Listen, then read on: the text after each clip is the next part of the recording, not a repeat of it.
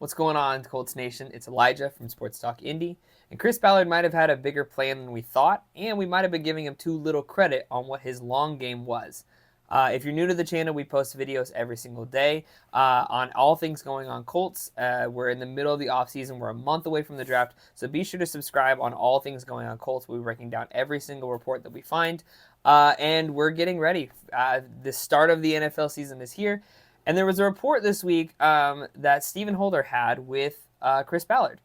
And there were some interesting quotes that I think shed some light on maybe where he was going, the direction that he was going, and some of the things that I initially thought, at least, that this guy's out of his mind. The Colts have signed 9 players in free agency. Only 2 of them did not play for the Colts in 2023. When asked about that, Ballard says, "No doubt we looked at free agency in totality. I mean, we looked at everybody. It kind of worked out where we ended up being a lot of our own guys, which are all good players." So that's kind of the normal Ballard thing. Like, oh, he played good football. He did this. He did this. That's pretty normal. But Ballard had an interesting quote here. He says, I think anytime you can keep continuing on your own players is a good thing," Ballard says. And then this is what he said about the defensive backfield. He says, "We know we need to add a lot, and there's still some vets out there that we will definitely pay attention to, but there's still work to be done."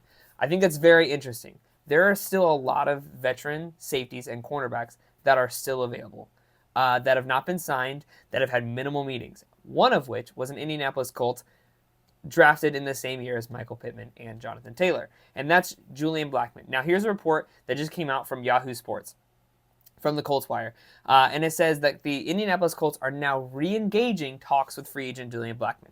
I think that is incredibly interesting. Blackmon has had 3 visits outside of the Colts and has not had a visit with the Colts. Now, the Colts know what he can be. Blackmon has been above average in the safety position. He's been typically your free safety, but it wouldn't be a lot for him to convert to strong safety. Blackmon has had meetings with teams such as the Bills, such as the 49ers, but the Colts have been pretty quiet in his camp. Now it looks as if the Colts are playing the long game and not getting these big name guys right off the bat like Kevin Byard or Savage. I think this is very interesting. There are still guys out there. Justin Simmons is still available. Quandre Diggs is still available. Julian Blackmon is still available. So there are still plenty of people available at this position that may be a little bit more of a budget option. And I think that this shows some of the key things that Ballard is good at. Ballard is good at waiting until he gets it. And sometimes it pays off. A lot of times it doesn't. It's a frustrating thing as a fan of the Indianapolis Colts to have to deal with, is this guy who's constantly, he's never going to be the guy to sign. If Patrick Mahomes were a free agent tomorrow and we needed a quarterback, there's no chance the Colts are getting Patrick Mahomes because he doesn't sign these big A-plus guys. It's just not his thing, not his style. And unfortunately, as a Colts fan, we have to live with it. But I think it's very interesting, this tactic that very clearly was intentional by Chris Ballard. The Colts like some of the young quarterbacks and safeties, Juju Brents and Jalen Jones, Dallas Flowers, Nick Cross, and Daniel Scott, all of which have been very praised very highly by Chris Ballard. I don't know. Here's where I'm at. Chris Ballard is either a genius or an idiot, and I can't believe that there's anything in between, which is absolutely wild. This is what he has to say on those guys. "No question we got work to do in the secondary, but I like our 3 young corners. Juju's got to be healthy. We got to get Dallas back healthy, and we think we will. We think Juju will be back healthy. We think both of them are very good. I think we underestimate what Jones did. I thought Jones played really good football last year, and did it against some very talented wideouts and never once backed down." I don't think he's wrong. I think that Dallas, we didn't get a good preview of Dallas Flowers. That's just fact of the matter. Juju was in and out with injuries last year. Specifically, he had a lot going on with his leg. So I think that there's hope, but I also don't want it to be optimism without cause. I don't want it to be like this idiot optimism where we're just like, oh, everything's fine, everything's going to be great, we're going to do good. I don't think that's the case. I think that the Colts still need to add quite a bit, and the safety position is a need. Really big need for the Indianapolis Colts, and I would love to see Julian Blackmon come back. I would love to see Quandre Diggs come in. I don't know what the holdup is on that and why they're not signing, if they're playing the hard-to-get game or if they're just trying to wait it out and see what they can get. But I think it's very it's frustrating to say the least, excuse me, to watch this happen and to not be able to like have these guys that were like, oh yeah, like you see every other team in the AFC South right now is signing and trading and signing and trading and getting all these guys. Every single team in the AFC South. And this is another thing that's frustrating. My critique on Ballard was that he wasn't being aggressive enough. Well, there was another report that came out just yesterday by Stephen Holder from ESPN that says that the Colts actually weren't as quiet in free agency as they want, but they weren't a destination location for a lot of teams. So this is a report for Stephen Holder. The Colts offered Daniel Hunter more money than the Texans, and yet Daniel Hunter moved his whole thing into Houston. And that makes me feel somehow a little better and a little worse at the same time, because it shows that like the Colts weren't as quiet as we thought. They weren't just sitting by as we thought. But Chris Ballard said, though Ballard didn't admit it, ESPN Stephen Holder reported that the Colts offered more money to defensive end Hunter before he signed a 2-year, $49 million deal with the Houston Texans. This is what he has to say. The Colts earnestly chased Vikings free agent pass rusher Daniel Hunter, even offering him more money than the Houston Texans.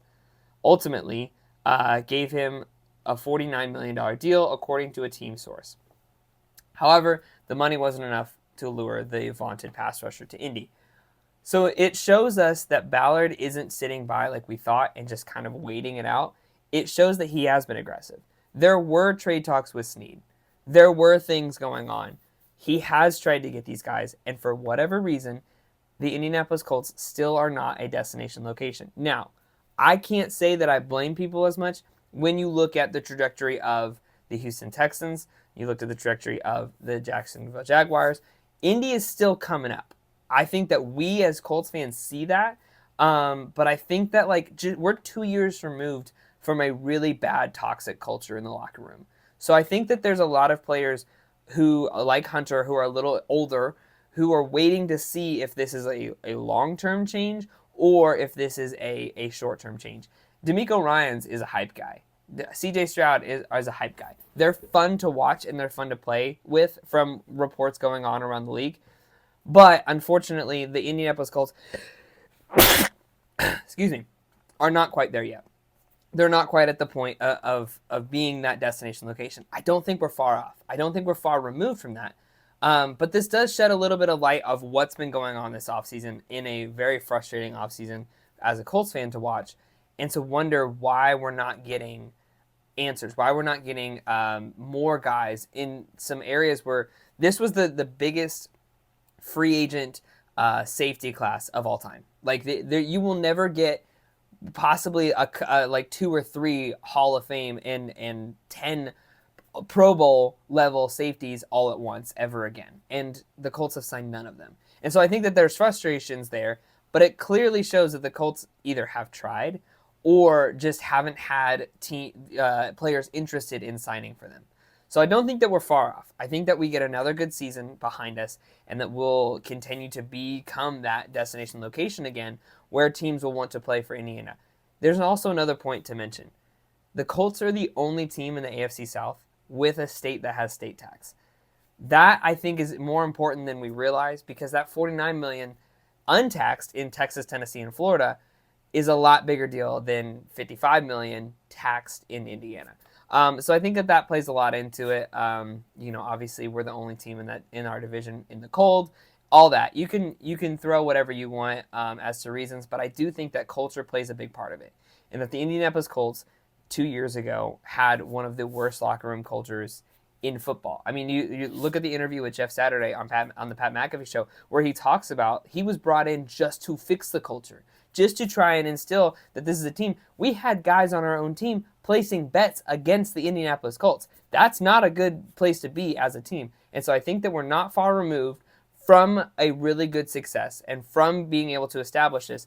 And I don't think Ballard is as crazy as we've made him out to be. And that's myself included. I've been very frustrated with Ballard and the lack of moves that he's made in this free agency and making trades and all of that. So ultimately, we're kind of at this place where we're hoping to see something new. And like he said, like Ballard said, there's still a long way to go. There's still a long time to be able to sign guys, and we're only a month away from the draft. And so I think that this is going to be a big deal if Colts can sign Blackman, if they can sign Diggs, convert one of them to a strong safety, and then be able to draft playmakers into the first round or second round and be able to get some guys that are going to be really exciting to watch. So that's my take. That's my thing breaking down this report from Chris Ballard. Please like this video, subscribe. We're going to be doing a giveaway at 1,000 subscribers, and we'll see you on the next one.